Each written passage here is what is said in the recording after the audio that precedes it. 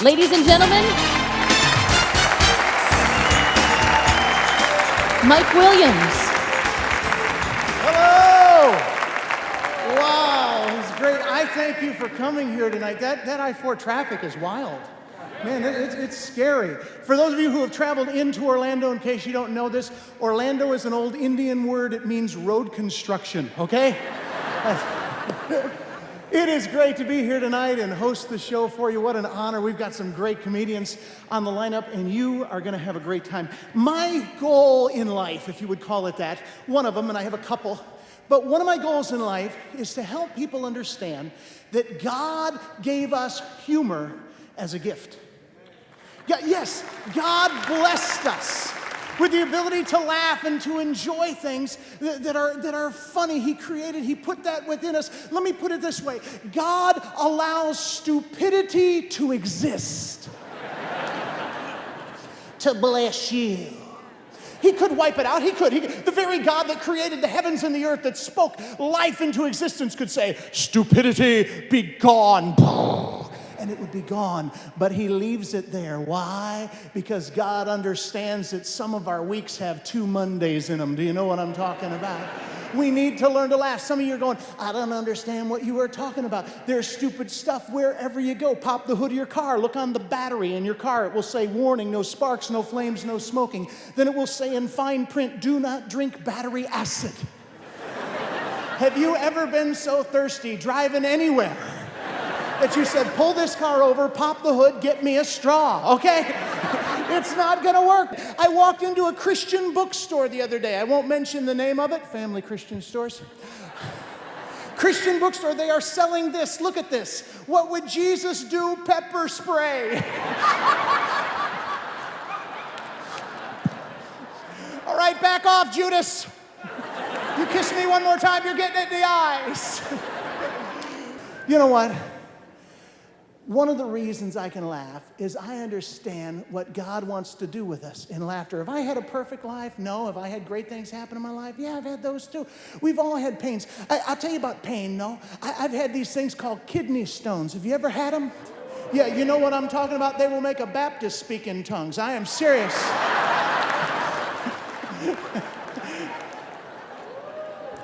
You've had them, you know what I'm talking about.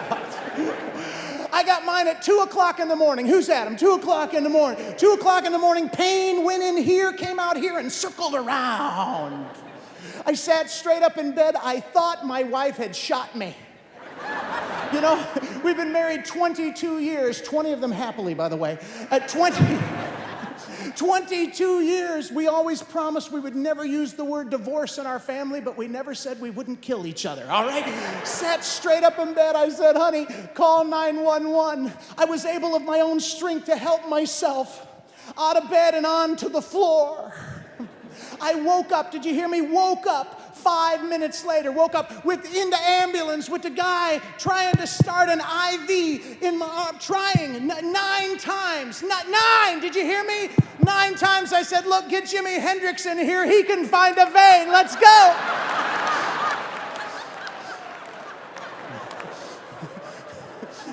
He is shaking. Tears are running down his face. He said, "I'm so sorry, sir. This is my first night on the job." Ah! I'm laying in a fetal position. Never hurt so bad in all my life. I looked at him, I said, "That's gonna be real funny in about 3 days." What could God do in our lives if we could learn to laugh? Think about this. When you get together with your friends you haven't seen, maybe it's been 5 years, maybe it's been 5 months, 5 days, 5 hours, I don't know. But you get together with your friends, you are catching each other up on the day. You are sitting on the back porch doing what Christians call fellowshipping. It's a Greek word. It means eating way too much, but experiencing God's grace in it all. You are telling them about your day. You are not telling them about the perfect day when everything was wonderful and everything was great and it was absolutely fabulous, are you? No, you are telling them about the day that fell apart. You are telling them about the day you dropped your cell phone in the toilet before you flushed. You are telling them about the day that you spent the first half of the day with your dress caught in the back of your pantyhose. And I know you men have had stuff happen to you too, but I'm not going to talk about that tonight. Gang, God wants us to laugh. You are going to do a lot of laughing tonight. Now, those of you who know me know that I'm really kind of a musical comedian. Coming out here and doing this stand-up thing is not my thing. So what I would like to do, with your permission, is I would like to close my portion of the evening with a song. Is that all right with you?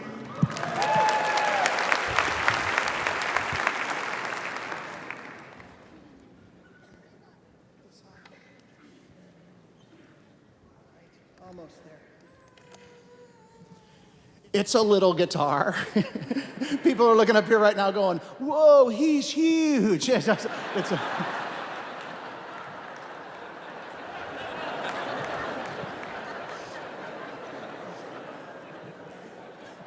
1976, David Allan Coe and Steve Goodman wrote what was called the Perfect Country Song. Do you remember that? It was called the Perfect Country Song because it had 4 items in it. Help me out. Trains, trucks, mama, and prison. Right, exactly, and you can combine those. That was then, 1976. Tonight I want to write, with your help, the Perfect Country Song. Now I would like to take everybody's idea of what needs to go into it, but that will take a little too much time. So what I want you to do right now is you think right now what needs to go into the Perfect Country Song. Think about it. Put it right there in your mind. I am going to channel your thoughts up here. Okay, think. Okay, no. I know channeling is wrong. My Ouija board told me that. Okay, now let's just... I got it. Ladies and gentlemen, the Perfect Country Song. Lost my job when I wrecked my truck. I hit a John Deere tractor and a 9-point buck. Spent 10 days in intensive care when my wife set fire to my underwear. Mama bought a gun at the Walmart store. Got arrested for shooting at the neighbor next door. My dog got run over by an old hay baler, and the bank repossessed my double-wide trailer. But it's all been good compared to loving you. You give poison ivy a good name. If I died right now, it wouldn't be too soon. I'd rather pass another kidney stone than have to spend another night with you. And I got yours too, sir. You ready? Here we go. Because beauty's in the eye of the beer holder. But there ain't enough beer in Texas to wash ugly off of you. All I want from you right now is for you to catch a train or a plane or a bus or a Chevrolet. I'd rather pass another kidney stone than have to spend another night with you.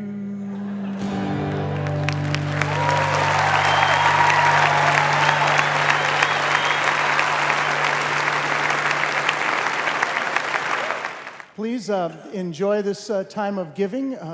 Don't make change out of the plate, okay? Just try to hold that. We have that a lot at my church. Somebody will give a 10 and they'll, and they're, does anybody have singles? Hello? And so try not to do that tonight. As they're passing the plates, let's have a little fun. Let's find out where you're from. If you are not from Orlando, raise your hand. Raise your hand if you're not from Orlando. Okay, we'll start right down front. Where are you from? Alabama. Wow, and you have all your teeth. Amazing. Good to see you. Hey, question, if 2 people from Alabama get a divorce, are they still cousins? Okay, they are. Okay. Good, now we know that. All right, good. What's the difference between a divorce from an Alabama girl and a tornado? No difference either way, you lose a mobile home. Okay, anyway. Oh, I meant that. Let's see. Good to see you. My family is from up near Huntsville, so good to see you. What part of Alabama? Oh, Mobile, that's just Florida West. Yeah, okay. That's it. All right, where else? Somebody else. You're from someone else far away. What about there in the black? Where are you from? New Hampshire. Wow, and you made it out. Okay. God bless you. Good to know that one row is Democrats here. All right, good. Let's see. Okay, what about right down here? Tennessee. Tennessee, okay, good to see you. God bless you. The wagon's made it in tonight. Sir, yourself? Wisconsin, all right, very good. Is that the cheese state? Right, the cheese state. Why is it called the cheese state? They got a lot of cows there. Okay, well, that's probably a good reason. I guess that's why they call this the snowbird state, I guess. Yeah. So, very good. I met somebody over here from Bradenton. Where's our Bradenton people? We got a whole group from Bradenton. Where? Yeah, where? Oh, Bradenton. How you doing, sir? Now, you are some of the folks who you actually sponsor a child through New Missions, and you have been, you told me, for a couple of years. And the reason you're over here, they drove all the way over from Bradenton tonight, folks, just to be part and to support New Missions. So thank you so much. God bless you.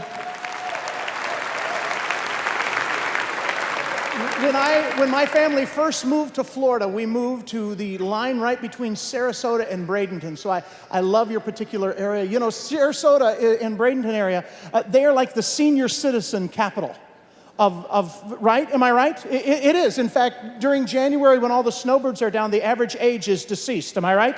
Yeah, so those of you guys, a lot of the folks that know me here, you know that for years I have been collecting signs. One of my favorite signs comes from Sarasota, Florida. In Sarasota, at every one of the crosswalks, you know what a crosswalk is, right? They've got the lines painted on the road. This is where you go across safely with your family. At every one of the crosswalks, they have a sign. I got to show it to you. It says, all vehicles must yield to pedestrians in crosswalk. And you know what? I think even without the sign, we know that, okay? But they're making it clear in Sarasota. The funniest part about this sign, it tells you all vehicles must yield to pedestrians in crosswalk, but it tells you if you don't, it's a $78 fine. That's right, run somebody down, 78 bucks. Let me put it this way, I make a pretty good living. For 78 bucks, somebody's going down. Do you know what I'm talking about? Can you imagine getting pulled over for this one? Yeah, Mr. Williams, you just ran down a lady back there. Did you see her fly, officer, or what? Young man, that's going to cost you $78. Tell you what, officer, wait here. We're going to circle around one more time. You can put it on the same bill there, Skeeter. How about that? You guys look great tonight. I'm glad you came. I'm glad I came. But you know what? I know the truth of the matter tonight. I know that some of us who are here tonight have some hurts in our lives. And I hope that the comedy was a ministry to you. I hope God used it to speak to your heart. You know, my goal is to find things to laugh about every day. The New England Journal of Medicine said if we laugh 100 times a day, it is equivalent for our heart muscle of jogging 10 miles. Wow. 10 miles, yeah, obviously not for all the muscles, but for the heart muscle.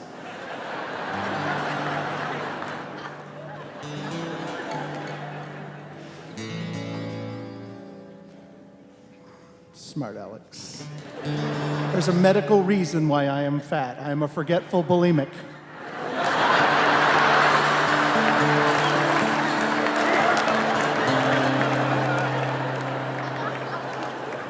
I binge, I forget to purge. Okay, I'll explain it to you. I was having a rough week myself in November of this year. I was trying to get a video shot. And these things aren't easy to do, you know. Everything can fall apart just like that if you don't watch it. And hired a video crew in Atlanta, Georgia. They came, they brought the cameras in, and 2,700 people had bought tickets to come, almost as many who are here tonight. And something happened to the truck, and the computer crashed, and it was all going awry, and Mr. Mike, Mr. Learn to Laugh, Mr. Find Funny and everything just couldn't seem to find funny in that. And I was mad. They said, Mike, you got to relax. Because no matter what, a lot of people are coming for a show, and you got to do it for them. And it's true. So I tried to go out and relax. I wound up at a place called Stone Mountain. Have you ever been to Stone Mountain, a little northeast of Atlanta? Beautiful, beautiful place there. And they've got a mountain there, and it's made out of stone. And they carved all the pictures of the Confederate generals right there on the side because, hey, you wouldn't want to forget those guys.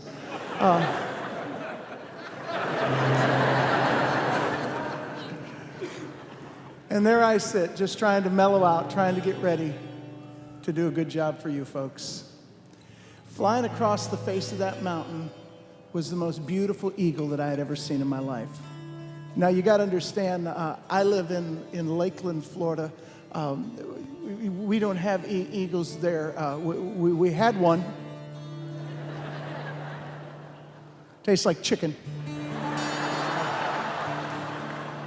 Well, you're right, more like spotted owl, but you need a pair of those to really have a good dinner. Sorry, I didn't know the PETA convention was in town tonight. PETA. People eat tasty animals, Dave, that's what it is. I think maybe I'm wrong. I apologize if I got it mixed up. Anyway, I said, boy, I would love to get a picture of that eagle and take it home to my son. I ran back to the little store, the little ranger store, the park store. Went in there and bought one of those disposable cameras because, of course, I didn't have my good one with me, duh. And bought it, and I head out that door with my shiny 27-shot disposable camera for only $32.95. Plastic is very expensive in the national parks. And in the time it took me to go in that place and come out, the weather had changed. Now, see, I live like you do in Central Florida. We can see a storm in Daytona and go, in an hour and a half, we're going to have to go in. But you know what? When you live in the mountains, it's not that way. You can have a perfectly beautiful day right where you're at, but right on the other side of that peak is a storm, but you don't know it's a storm, right? Because you can't see it. I came out that door, and apparently coming up behind that mountain was a storm, and I didn't see it. And I come out of that store, and there is that storm coming over that mountain, and I got mad. I said, great. I just spent all this money on a stupid camera. By the time I get up to the face of the mountain where I can get close enough to it with this stupid camera, that eagle's going to be gone. That eagle's not going to stay out here in this wind. It was one of those storms. You know what I'm talking about? I'm talking about a cloud, a curtain of darkness. And the wind started to blow, and it wasn't raining yet, but it was just spitting rain. And I said, great. That eagle's going to be gone. But I forged ahead. I thought maybe I can get one shot or two. I get down to the base of the mountain where I can get a picture, and what was so amazing to me was that eagle did not run. That eagle did not run in the wind. It did not run in the rain. It took the same wind that was coming against it and used that wind to lift it up higher. And I said, whoa, that'll preach. Take that which is coming against you, turn it around, use it to lift you up higher. Now, I'm kind of a pastor at heart. I have to let you know I spent time as a pastor. And that was the toughest 2.5 weeks of my life.